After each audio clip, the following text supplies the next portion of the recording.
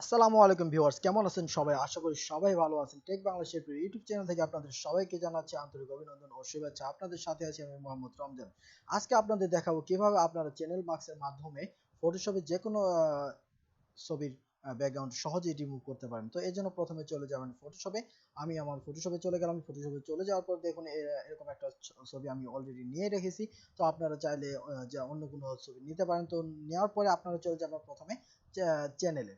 চ্যানেলে যাওয়ার পরে যে চ্যানেল যেহেতু আমার এখানে শো করতেছেন, তো আপনাদের যদি না শো করে তাহলে যে চলে যাবেন উইন্ডোতে। উপরের উইন্ডোতে চলে আসার পরে এখানে দেখুন এই যে চ্যানেলস আছে, চ্যানেলসে ক্লিক করবেন। ক্লিক করার পরে এরকম একটা চ্যানেলস বক্স আপনাদের সামনে চলে আসবে। চলে আসার পর দেখুন এখানে চারটা চ্যানেল রয়েছে অলরেডি। চ্যানেলস 1 2 3 4, এই চারটা RGB রেড গ্রিন ব্লু। এই যে আমরা এখন যে সর্বনিচে যে একটা ব্লু আছে এইখানে ক্লিক করব। ক্লিক করার পরে এইখানে আমরা একটি নতুন একটা লেয়ার নেব। লেয়ারের জন্য আমরা কি করব, এটাকে নিয়ে সোজা সরাসরি নিচে এই দেখুন ক্রিয়েট নিউ লেয়ারে একটা অপশন আছে প্লাস আইকন, এখানে ছেড়ে দিব। ছেড়ে দেওয়ার পর দেখুন এরকম একটা ইন্টারফেস চলে আসবে।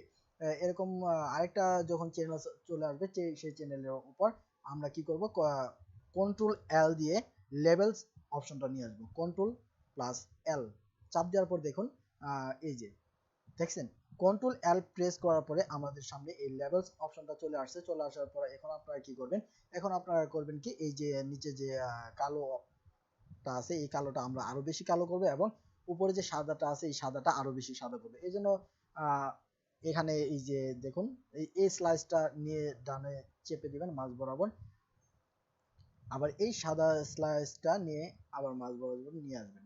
নিয়ে আসার পর আপনারা এখানে ওকে ক্লিক করবেন। ওকে ক্লিক করার পর দেখুন এখন কিন্তু আমার কিন্তু নিচে যে গ্রাউন্ড আছে এই গ্রাউন্ডে কিন্তু অনেকে সাদা সাদা অংশ রয়ে গেছে। তো এই জন্য আমরা এগুলা রিমুভ করবো, এগুলোকে আমরা কালো দিয়ে ভরাট করে নিব।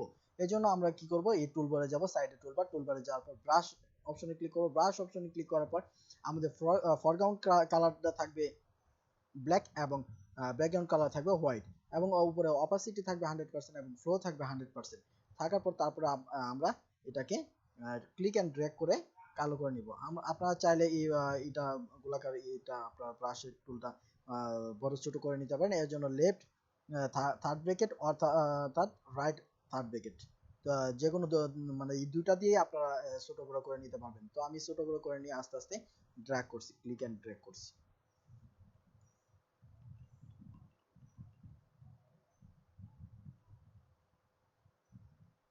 এই দেখুন আমি অলরেডি করে ফেলছি।